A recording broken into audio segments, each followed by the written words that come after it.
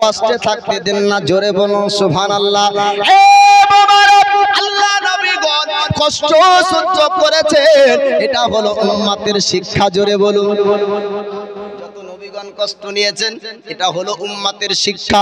নবীগণ কষ্ট সহ্য করবে, তাই তার উম্মতরা কষ্টের সময়তেও যেন আল্লাহর শুকরিয়া করে, জোরে বলুন। হযরতে আইয়ুব পয়গম্বরের অসুস্থ হয়েছিল, আল্লাহর শুকরিয়া করেন, জগৎবাসীকে শিক্ষা দিয়েছেন, হে জগৎবাসী তোমরা শোনো, অসুস্থ যদি হয়ে যাও তারপরেও তোমাদের জবানে যেন আল্লাহর শুকরিয়া থাকে, অন্তরে যেন আল্লাহর শুকরিয়া থাকে, জোরে বলুন সুবহানাল্লাহ। আমার রাসূল পাক সাল্লাল্লাহু আলাইহি ওয়াসাল্লামকে মহান আল্লাহ তাআলা রহমাতাল লিল আলামিন করে পৃথিবীর জমিনে পাঠিয়েছেন। নবী যদি চাইতেন, আয় আল্লাহ আমাকে দুনিয়ার বাদশাহী দিয়ে দাও, তো দুনিয়ার বাদশাহী আমার রাসূল পাককে মহান আল্লাহ আতা করতেন। রাসূল পাক যদি চাইতেন, আয় আল্লাহ মক্কার জমিনের মধ্যে আমাকে সবথেকে বড় ধনী বানিয়ে দাও, মহান আল্লাহ মক্কার জমিনের রাসূল পাককে ধনী বানিয়ে দিতেন। মদিনার বুকে 10 বছর নবী আমার ছিলেন, যদি চাইতেন সারা মদিনার মধ্যে আমি 1 নম্বর ধনী হতে চাই, আমার আল্লাহ আমার রাসূল পাককে ধনী করতেন, জোরে বলুন সুবহানাল্লাহ। তারপরেও আমার রাসূল পাক গরিবী জিন্দেগিকে বেছে নিয়েছেন। এটা উম্মতে মুহাম্মাদির জন্য, উম্মতেদের জন্য, যে কোন গরিব উম্মত যেন তার ভিতরে আল্লাহর আপনার শুকরিয়া যেন তার মধ্যে থাকে। আর আমরা কি করি, যার একতলা বাড়ি আছে সে চাই আপনার দোতলা বাড়িওয়ালাকে তাকায়, যার একটা গাড়ি আছে দোতলা আপনার দুটো গাড়িওয়ালাকে দিকে তাকায় আর বলে আল্লাহ ওকেই সুখ ঢেলে ঢেলে দিয়েছো, আমাকে সুখ দাও না, আমাকে গাড়ি দাও না, আমাকে বাড়ি দাও না। একটা গাড়িওয়ালা ব্যক্তি দুটো গাড়ির দিকে না তাকিয়ে, একতলা বাড়িওয়ালা দোতলার দিকে না তাকিয়ে একবার তাকিয়ে দেখো যে কত ন্যাংরা, কত অন্ধ, কত অসহায় ব্যক্তি আপনার ঠেলা গাড়িতে আপনার দ্বারে ভিক্ষা করতে আসে না জি। ওই ব্যক্তিকে দেখে আল্লাহর শুকরিয়া করেন, যায় আল্লাহ তার মতন তুমি আমাকে না বানিয়ে আমাকে সহি সালামতে হাত দিয়েছো, পা দিয়েছো, এতেই তোমার লাখ লাখ শুকরিয়া। একবার জোরে বলুন সুবহানাল্লাহ। আল্লাহ নবী ইউসুফ পয়গম্বর আলাইহিস সালামের কাছে আল্লাহর ফেরেশতা এবার আপনার জিবরিল আমিন আসে, একালাপন আপনার দূর হয়ে যায়, একা একা আপনার আর থাকেন না। আল্লাহ নবী ইউসুফ পয়গম্বর আলাইহিস সালামের কাছে এসে আল্লাহর ফেরেশতা জিবরিল আমিন আপনার কথাবার্তা বলেন, জোরে বলুন সুবহানাল্লাহ। একটি কথা বলবো, একটু ওয়াজ করতে আমার অসুবিধা হচ্ছে, মানুষের একটা অভ্যাসের সঙ্গে পরিণত হয়, তাই কি না? আমি অনেক আগে আপনার যে মতিউর রহমান আছে, সুর জীবনে ওয়াজ শিকার জন্য তার আওয়াজটাকে একটু নকল করত, প্রতিটা একটা নকল করে কারো প্র্যাকটিস করে কেউ একটা বক্তব্য শিখে, তাই কি না? তো মানুষ আর আবেদন করেছে যে তার সুরে একটু ওয়াজটা করিয়ে, কিন্তু এখন আমি অন্য আওয়াজে ওয়াজ করি, তাই সেই সুরটা আনতে অসুবিধা হচ্ছে। আমি নিজ খোদ সুরে এবার আওয়াজে আপনাদের সামনে ওয়াজ করতে চাই। একবার মহাব্বতে বলেন ইয়া রাসূলুল্লাহ। আল্লাহ নবী আল্লাহর নবী ইউসুফ পয়গম্বর আলাইহিস সালামের কাছে এবার আল্লাহর ফেরেশতা জিবরিল আমিন আসলেন। এ বাবারা ভাইদানেরা কি বলবো, আল্লাহ নবী ইউসুফ পয়গম্বর আলাইহিস সালাম বললেন, ওগো আল্লাহর ফেরেশতা, ও জিবরিল আমিন, আমি একা একা থাকি, আমি একা একা ইনারা আমার ভালো লাগে না, একা একা ভালো লাগে না। আল্লাহ নবী ইউসুফ পয়গম্বর আলাইহিস সালাম বললেন, ও আল্লাহর ফেরেশতা, আমার সঙ্গে তুমি কথা বলার জন্য প্রতিদিন কি আমার কাছে আসবে? আল্লাহ নবী ইউসুফ পয়গম্বর যখন বললেন, আল্লাহর ফেরেশতা বলেন, আল্লাহর ফেরেশতা জিবরিল আমিন বলেন, ও আল্লাহ নবী, আপনার সঙ্গে প্রতিদিন কথা বলার জন্য আমার আল্লাহ আমাকে হুকুম করেছেন, আপনি যতদিন থাকবেন আপনার সঙ্গে ততদিন কথা বলবো। ও আল্লাহ নবী, আপনি চিন্তা করবেন না, টেনশন করবেন না, আপনি চিন্তা করবেন না। আল্লাহ নবী ইউসুফ পয়গম্বর ইনারায় 3 দিন কেটে যায়। আপনার 3 দিন পর আল্লাহ নবী ইউসুফ পয়গম্বরের ভাইরা তারা দেখতে আসে। আর 3 দিন পর এক কাফিলা ব্যক্তি তারা যাচ্ছিল মিশরে। আর মিশরে যাওয়া ব্যক্তিরা তারা আপনার গভীর জঙ্গলে যায়, কিনারের জঙ্গলে তারা আপনার প্রবেশ করলো। প্রবেশ করার পর আপনার দেখতে পাই ইনারা, তারা বলল এই জঙ্গলে একটু পানির পিপাসা লেগেছে, পানির পিপাসা নিবারণ করতে হলে এই জঙ্গলে পানির সন্ধান পেতে হবে। পানি কোথায় পাওয়া যায়, পানি কোথায় পাওয়া যায়? ওই যাওয়ার পরে দেখতে পাওয়া যায় গভীর জঙ্গলে আপনার কিনারের জঙ্গলের এক ইনারা দেখতে পাওয়া গেল। ইনারা নিকটবর্তী হয়ে যায়। ইনারা নিকটবর্তী হওয়ার পর ওই ইনারা পানি পান করার জন্য ওই কাফেলা ব্যক্তিরা এক বালতি নামিয়ে দেয়, একটা আপনার জায়গা নামিয়ে দেয়। জায়গাতে পানি না ওঠে, ওই জায়গাতে আমার আল্লাহর নবী ইউসুফের নুরানি চেহারা উঠে। জোরে বলো কি বলবো, আল্লাহর নবী ইউসুফ পয়গম্বরকে দেখার পর ওই কাফেলা ব্যক্তিরা তারা আপনার অবাক হয়ে গিয়েছিল। এত সুন্দর মানুষ আজ পর্যন্ত দেখতে পাইনি, এত সুন্দর মানুষ দেখা যায়নি, এত সুন্দর মানুষ দেখতে পাইনি। এত সুন্দর তার চেহারা রাত্রি বেলাতে দেখেছিল। আর রাত্রি বেলাতে ইউসুফ পয়গম্বর যখন ইনারা থেকে ওঠে, নবীর চেহারাতে জঙ্গলের গাছপালা আপনার দেখা যায়। জোরে বলো বাবারা কি বলবো, আল্লাহ নবী ইউসুফ পয়গম্বর তিনি আপনার যখন উঠলেন, কাফেলা ব্যক্তি তারা বলল এই নুরানি চেহারার মানবটা, এই সুন্দর ছেলেটা কোথায় থেকে হারিয়ে গিয়েছে? এই কয়েকটি কোন ব্যক্তি? আমরা তো যাচ্ছি মিশরে, এই মিশরে যদি বাচ্চাটাকে বিক্রি করে দিই, যেখানে গোলাম বিক্রি হয় ওই জায়গাতে যদি এই বাচ্চাটাকে বিক্রি করে দিই তবে অনেকটা পয়সা পাবো, অনেক টাকা হবে। তার জন্য আল্লাহ নবী ইউসুফ পয়গম্বর আলাইহিস সালামকে আপনার কাফেলা ব্যক্তিরা নিয়ে যায়। আর 3 দিন পরে ওই কিনারের জঙ্গলে তার 10 ভাই যায় যে আল্লাহ নবী ইউসুফ পয়গম্বরকে তারা কুয়াতে তারা ইনারাতে ফেলে এসেছিল। আল্লাহ নবী ইউসুফ পয়গম্বর ইনারায় জিন্দা আছে নাকি মুর্দা হয়ে গিয়েছে, বেঁচে আছে নাকি মারা গিয়েছে, কোন ব্যক্তি নিয়ে গিয়েছে নাকি কোন জঙ্গলি জানোয়াররা তারা খেয়ে নিয়েছে। আল্লাহ নবী ইউসুফ পয়গম্বরের ভাই তারা আপনার কিনারের জঙ্গলে যায়, ইনারার কাছাকাছি যায়। যাওয়ার পর আপনার ইনারাই তাকিয়ে দেখে, এ বাবারা কি বলবো, ইনারাই যখন তারা দেখলো আল্লাহ নবী ইউসুফ পয়গম্বরকে দেখা যায় না। তারা এদিক ওদিক করতে করতে ডান দিক বাম দিক চতুর্দিক তারা দেখলো। দেখার পরে যখন নবী পাওয়া যায় না, তাদের ভাইকে দেখা যায় না, একটা কাফেলার ব্যক্তিরা মিশরের দিকে তারা রওনা হয়। ডাকে বলে কাফেলা ব্যক্তিদেরকে, তোমরা কি সুন্দর মানবকে, সুন্দর ছেলেকে তোমরা দেখেছো? কাফেলা ব্যক্তিরা বলল, আমরা একটা বাচ্চাকে কুয়া থেকে ইনারা থেকে উঠিয়েছি, এত সুন্দর মানব কোনদিন আমরা দেখিনি। জোরে বলুন বাবারা ভাইজানেরা, আল্লাহ নবী ইউসুফ পয়গম্বর তিনি আপনার নুরানি চেহারা নিয়ে এবার তার ভাইয়েরা দেখলো। দেখার পরে বলে, ও মিশরের সবারিরা, ও মিশরে যাওয়া ব্যক্তিরা, এই বাচ্চাটা, এই ছেলেটা হলো আমাদের গোলাম।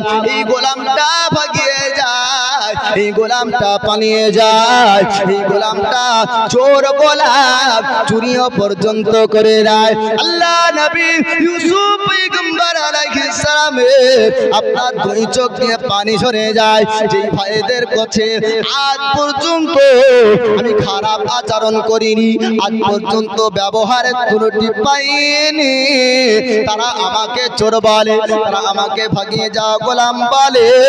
আল্লাহ নবী ইউসুফ পয়গম্বর আলাইহিস সালাম তিনি আপনার চুপ ছিলেন। তাদেরকে বললো না, তাদেরকে বললেন না যে আমি তাদেরই ভাই, তাদেরকে বললেন না। কারণ হলো যে ভাই বাপের ভালোবাসা 5 জন্য আমাকে কুয়াতে ফেলিয়ে দেয়, ওই ভাইদেরকে যদি আবার বলে দিই হয়তো আমাকে আবার জানে তারা মেরে দিবে। আল্লাহ নবী ইউসুফ পয়গম্বর আলাইহিস সালাম বললেন, ও কাফেলা ব্যক্তি তোমরা শুনে নাও যে আমি গোলাম তাদের গোলাম। এই গোলামকে তারা এক জায়গায় রেখে চলে গিয়েছিল।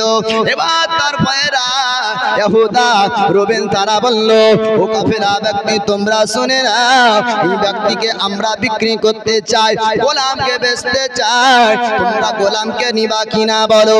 আল্লাহ নবী ইউসুফ পয়গম্বর আলাইহিস সালামকে তার ভাইরা কয়েকটা পয়সাতে, আপনার গনার মতন পয়সাতে, আপনার কয়েক কোঠা পয়সাতে, আল্লাহর কোরআনের মধ্যে আমার আল্লাহ তাআলা জানিয়ে দিয়েছেন ইউসুফ পয়গম্বরের ভাইরা কয়েকটা গিনতি পয়সার মধ্যে, গিনতি পয়সার জন্য তার ভাই ইউসুফকে আপনার গোলাম হিসাবে মিশরের মানুষদের কাছে বিক্রি করেছিল। কয়েকটা পয়সাতে ওই কাফেলা ব্যক্তিদের কাছে বিক্রি করে দিল তার ভাই। আল্লাহ নবী ইউসুফ পয়গম্বর আলাইহিস সালাম এবার ওই জায়গা থেকে কাফেলা ব্যক্তিদের সঙ্গে যাবে। কাফেলা ব্যক্তি তারা শুনলো তাদের নামে এক ব্যক্তি বলল, হে হাবশী গোলাম, এই গোলামটা পালিয়ে যায়, এই গোলামটা পালিয়ে যায়, এই গোলামের দায়িত্ব আমি তোমাকে দিলাম। হাবশী গোলামকে তাজির বলল, ও হাবশী গোলাম, এই ব্যক্তিকে তুমি আজ থেকে দেখবে তুমি জিঞ্জিরি দিয়ে তাকে বেঁধে নাও। আল্লাহ নবী ইউসুফ পয়গম্বর আলাইহিস সালামের ভাই আপনার জিঞ্জিরি বেঁধে দেয়, আপনার হাতে জিঞ্জিরে বেঁধে দেয়। আল্লাহ নবী ইউসুফ পয়গম্বর আলাইহিস সালামকে জিঞ্জিরে দিয়ে তারা বাঁধলো, বাঁধার পরে সওয়ারির উপরে তারা আপনার নিয়ে যায়। আল্লাহ নবী ইউসুফ বললেন, ও মিশরের কাফেলেরা, একটা আমার কথা শুনি না, একটা আরজি শুনে না, আমার একটা কথা তোমরা রেখে দাও। আপনার কাফেলা ব্যক্তিরা বলল, ও ইউসুফ, কি কথা তোমার রাখবো, কি আরজি তোমার রাখবো? আল্লাহ নবী ইউসুফ বললেন, ও কাফেলা ব্যক্তিরা, আমি শেষবারের মতন আমি তাদেরকে সালাম দিতে চাই, আমি আখেরি সালাম দিতে চাই, এমন সালাম দিতে চাই যে সালাম আর মানুষ ফিরে এসে দেয় না, এমন একটা বিদায় নিতে চাই যে বিদায়টাকে বলা হয় আলবিদা, আর কোনদিন তাদের কাছে আসবে না, শেষবারের মতন বিদায় নিতে চায়। আল্লাহ নবী ইউসুফ পয়গম্বর আলাইহিস সালামের কথাগুলো হাবশী গোলাম আপনার রাখলো, রাখার পর আবার ভাইদের কাছে আল্লাহ নবী ইউসুফ পয়গম্বর আলাইহিস সালামকে আপনার নিয়ে আসা হলো। আল্লাহ নবী ইউসুফ পয়গম্বর বললেন, ও আমার ভাইরা, ও আমার ভাইরা, একটু তোমরা উঠে যাও, উঠে যাও, আমি তোমাদেরকে সালাম দিতে এসেছি। একজন ভাই আপনার জাগিয়েছিল, ওই ব্যক্তি বলল, ও ইউসুফ, তুমি কেন আবার এসেছো? আল্লাহ নবী ইউসুফ পয়গম্বর বলেছিলেন, ও আমার ভাই তোমরা শুনে নাও, আখেরি সালাম দেওয়ার জন্য, আলবিদা সালাম দেওয়ার জন্য, শেষবারের মোলাকাত করার জন্য, শেষবারের মতো দেখা করার জন্য আমি তোমাদের কাছে এসেছি। একটু তোমরা সবাই জেগে যাও। সবাই ঘুমন্ত অবস্থায় ছিল। আল্লাহ নবী ইউসুফ পয়গম্বর আলাইহিস সালাম আপনার জাগালেন। 10 ভাই কেনানের জঙ্গলে আপনার ঘুম থেকে আপনার তারা জাগলো। জাগার পর আল্লাহ নবী ইউসুফ পয়গম্বর আলাইহিস সালাম আপনার আখেরি সালাম দেয়, আলবিদা সালাম দেয়। আপনার শেষ সালাম দেওয়ার পরে আল্লাহ নবী ইউসুফ পয়গম্বর আলাইহিস সালামকে নিয়ে হাবশী গোলাম আবার মিশরের দিকে রওনা হয়। আজিজানে মুহতারাম, সংক্ষিপ্ত করে দিন, কি রাত হচ্ছে। যাই হোক, হাবশী গোলাম হযরতে ইউসুফ পয়গম্বর আলাইহিস সালামকে নিয়ে যাওয়ার পরে আবার কাফেলাদের সঙ্গে, তাই মানুষের সঙ্গে সাথ ধরিয়ে দিচ্ছে। যেতে যেতে যেতে যেতে কেনানের কবরস্থানে, জঙ্গলের কবরস্থানে হঠাৎ করে আপনার আল্লাহর পয়গম্বর ইউসুফ নবী নেমে যায়। বলে কেন? ওনার মায়ের কবর দেখতে পেয়ে। জোরে বলুন সুবহানাল্লাহ। জড়িয়ে কবর খারাপ ভরে ইউসুফ পয়গম্বর বলেছিলেন, ওগো মা জননী, একবার যদি তুমি উঠতে, একবার যদি তুমি দেখতে যে তোমার বেটা ইউসুফের হাতে জিঞ্জিরি বাঁধা আছে, তোমার বেটার পায়ে জিঞ্জিরি বাঁধা আছে, আর এর কারণ হলো আমার ভাইরা আমাকে গোলাম হিসাবে বিক্রি করে দিয়েছে, আমার ভাইরা আমাকে চোর বানিয়ে দিয়েছে। মা জননী একটু দেখে নাও। কান্নার চোখ দিয়ে পানি ঝরে যায়। দুঃখের সহিত তিনার মার কবরটা জিয়ারত করে এবার হাবশি গোলাম পিছন ফিরে দেখলো যে সাওয়ারির উপরে ইউসুফ নাই। এবার ওই হাবশি গোলাম যাওয়ার পরে ইউসুফ নবীর হাতকে জড়িয়ে ধরে টানতে টানতে নিয়ে এক থাপ্পড় মেরেছিল। আমার আল্লাহ পুরো কেনানের জঙ্গলকে অন্ধকার করে দিয়েছিল। জোরে বলে নাজির বলেছিল, এ কাফেলা ব্যক্তিরা শোনো, অনেকবার আমি মিশর গিয়েছি, একই রাস্তাতে এরকম অন্ধকার কোনোদিন হয়নি। আজ কেন এত অন্ধকার হয়েছে? কে অন্যায় করেছো? কোন অন্যায়ের কারণে আজ কেনানের জঙ্গল অন্ধকার? ওই সময়তে হাবশি গোলাম বলেছিল, হে তাজির শুনে নাও, আমি একটা অন্যায় করেছি। বলে এই লড়কা, এই ছেলেটা ইউসুফের গালে একটা থাপ্পড় মেরেছিলাম। ওই সময়তে তাজির বলেছিল, হে হাবশি গোলাম, তুই তো ধ্বংস হলি, তুই তো নষ্ট হলি, আর সঙ্গে সঙ্গে আমাদেরকে ধ্বংস করতে চাস? খবরদার এই লড়কার হাতে, এই লড়কার শরীরে, এই ছেলেটার শরীরে আঘাত করবি না।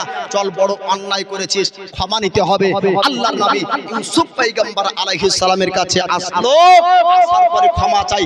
আল্লাহর নবী ইউসুফ বলেছিলেন, আমি মারের বদলা মার দিয়ে নিই না, বরং আমরা অন্যায়কারীকে আপনার ক্ষমা করতেই বেশি পছন্দ করি। জোরে বলুন সুবহানাল্লাহ। তো যাই হোক, যেটা বলছিলাম ইউসুফ জুলেখার কথা, যেটা সোশ্যাল মিডিয়াতে পেয়েছেন, জুলেখার সঙ্গে ইউসুফের প্রেম ছিল মিথ্যা কথা। ইউসুফ নবীর চেহারাকে দেখে খালি জুলেখা নয়, বরং মিশরের প্রতিটা রমণী তারা দিওয়ানি হয়ে গিয়েছিল। ইউসুফ পয়গম্বরকে তারা প্রেম ভালোবাসা করত, তাদের অন্তরের মধ্যে ভালোবাসা। ইউসুফ পয়গম্বর আলাইহিস সালাম একজন নবী হয়ে মিশরের আজিজের বিবি আপনার ওই জুলেখাকে প্রেম ভালোবাসা করতে পারে না। নাউজুবিল্লাহ। আল্লাহর নবীর উপরে যে এই তহমতটা দেওয়া হয়েছে, আল্লাহ যেন ওই বক্তাকে এবং ওই শ্রোতাকে যারা বিশ্বাস করেছে তাদেরকে ক্ষমা করুক। আপনার সে জুলেখা একবার চেষ্টা করেছিল দরওয়াজাকে বন্ধ করে তার মূর্তির উপরে পর্দা দিয়ে। ইউসুফ নবী বলেছিলেন, হে জুলেখা, কিসের জন্য এই মূর্তিতে তুমি পর্দা দিচ্ছ? তো জুলেখা বলেছিল যে, হে ইউসুফ, আমাদের এই মাবুদগুলাকে দেখে আমার শরম লাগে, লজ্জা লাগে ওই কাজ করতে। ইউসুফ নবী বলেছিলেন, যেই মাবুদ তোমার কোনো কিছু করতে পারে না, মানুষের একটি বানানো, আমার আল্লাহকে দেখে আমার ভয় আছে, আমি ও কাজ করতে পারি না। ইউসুফ নবী ঘর থেকে ছুটে পালিয়ে এসেছিলেন। পিছন থেকে জুলেখা পিছন থেকে জামা ধরেছিল। 3 বছরের বাচ্চা সাক্ষী দিয়েছিল। মিশরের বাদশা, আপনার মিশরের আজিজের ওই বাড়িতে রাজপ্রাসাদে 3 বছরের বাচ্চা বলেছিল যে, হে রাজা, হে আজিজ, মিশরের আজিজ, আপনি শুনুন যে এই ইউসুফ অন্যায় করেছে নাকি জুলেখা অন্যায় করেছে, তার প্রমাণ যদি করতে হয় একটু জামাটাকে দেখুন, আগে থেকে ছিঁড়া না পিছন থেকে ছিঁড়া। যদি সামনে থেকে ছিঁড়া হয় তাহলে ইউসুফ দোষী হবে, পিছন থেকে ছিঁড়া থাকলে জুলেখা দোষী হবে। দেখলেন তো পিছনকার থেকে ছিঁড়া। আল্লাহর নবীর কোনো দোষ ছিল না, আল্লাহর নবী কোনো অন্যায় করেনি। আজিজানে মুহতারাম, নবীদের সম্পর্কে আমাদের ধারণা যেন ভালো